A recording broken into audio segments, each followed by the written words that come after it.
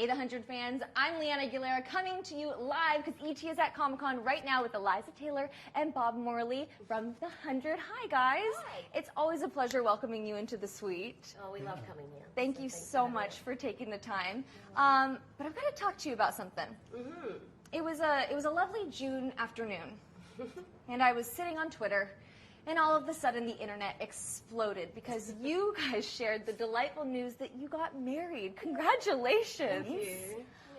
Yeah. First of all, how's newlywed life going for the two of you? Very happy. We love it.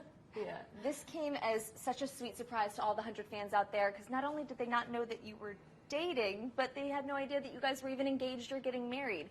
Can you talk to us a little bit about your decision to kind of keep this close to your hearts? Well, yeah, I mean, I think it's just that, you know, we have always... Yeah, we value our privacy, I think. To keep our private life private.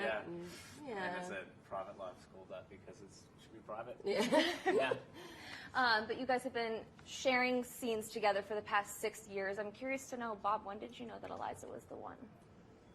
You know, once again, private life's private. Yeah. Well, what I do want to do right now is do a little celebratory toast for you guys because we were so excited to hear the news. Aww, so we went ahead and popped some champagne for you. Thank you. And cheers. Congratulations. I'm going to go ahead and get in on this. Yeah. Richard. Cheers. I'm going to do a little celebration. Richard Harmon joining us right now. Hi. Richard, how are you doing right now? Murphy is going through such an amazing journey in season 6. I'm certainly doing better than Murphy is. I can say that much. I think, for sure. Will Murphy ever find happiness? I feel like I've been waiting for him to actually find that elated moment. Yeah, like is he ever going to settle down on a farm somewhere and just kind of relax? I don't know if that's what's in store for his life, but I don't know if that's in store for anyone's life on the 100, not on the that's 100. the truth. Yeah. This new planet comes with a lot of new challenges. Eliza, it's been so amazing to see you play this dichotomy of Clark and Josephine. When you found out that you were going to be playing two people in one mind, what was your initial reaction? Oh my God, am I going to be able to do this? Yeah, it was scary.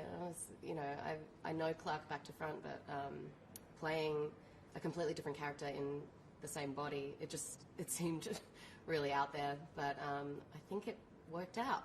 Yeah. It was really fun in the end. Well, let's talk about episode 10. It was an extremely emotional episode. I especially want to talk about the CPR scene. What was it like for the two of you guys to play it? And Eliza, are you doing okay? Because, Bob, those were really intense CPR hits. Yeah. Oh, luckily we had like a pretend me. Yes. We had a dummy that he was doing CPR on. But yeah, it was a really emotional scene. I think Bob did all the heavy lifting, though. I had my eyes closed. So. You were just You napping. did a wonderful job. Oh, thank you so much. I am good at napping, yes. Yeah. I was in the middle of prepping for my episode, so I was on location, then like scout location, and then came in and did that, and then had to go back to a meeting. So it was pretty quick, and yeah. We just did. I mean, Amanda was great, the director on that episode. She's terrific. Yeah, she's a wonderful lady, and yeah, you know, I'm glad people liked it. It was such another scene. Yeah, but it came off on screen as such an emotionally charged moment. It almost felt like a real turning point for Bellamy and Clark's friendship. What can we expect from them moving forward this season? Well, you know, I mean... As Jason would put it, the show's not about relationships. It's it's about about survival, so, you yeah. know, I wouldn't put too many eggs into that basket. Okay. You had mentioned, though, that episode 11 is the episode that you directed, so congratulations. Woo! Cheers again to that, because that's very exciting. Yeah, that's a proper cheers. What was the biggest challenge for you, stepping in front of the camera while also being behind the camera? I think, you know, the scenes that I was in was pretty hard. You just have to be super prepared. But, you know, I think that it was something that I really loved doing and enjoyed doing. So, yeah, you just kind of got to step up and do it. And, yeah, it was over before I thought about it. And then I was in the editing room, I think, after you guys had wrapped. So I was still working on it. But, yeah, I mean, I thoroughly enjoyed it. And, yeah. He was damned good, too. Yeah, I was going to say, Richard, now put him on blast. How was he as a director? He was terrific. I can finally say that I am in the episode. And, I mean, I think I've never been more nervous to work with the director in my life than it was for him. I wanted to do good for him. Yeah. He's one of my best friends. I just wanted to do really good. And, I mean, he let us just work and kind of play. Honestly, it was just a pleasure. Really? Yeah, he did a fantastic job. And it was clear how much he loved it. Yeah. Eliza, you were just saying that you were wanting to give a good performance for him. What was it like seeing him step into this new chapter of his career? It was amazing, and he took to it like, you know, he's a natural, and yeah, really proud of him. Any plans to direct any more episodes or any other projects? Yeah, I mean, I actually wrote and shot something when I was in Australia on a hiatus. So working on that, and you know, Eliza was there to help me with that, and our little brother, he helped us shoot and edit. Patch, I love him. But yeah, it's looking like this season 7. We'll both be stepping up to that. Yeah, I'll be directing too. Yeah. Congratulations! This is lot of like so many things right now. going on This is right why we now. should just always have champagne in Yeah. these interviews. That's what I say. Before we can talk about season 7, we've got to get through season 6. Of course. We've already had such a crazy time on this new world. You guys have more time jumps than any other show on TV, 125 years into the future. Yeah. What are you most excited for fans to still see in the rest of season 6? Unbridled chaos. Yeah? Yeah, As we there's always a lot bring. of that. Yeah, there's that coming up.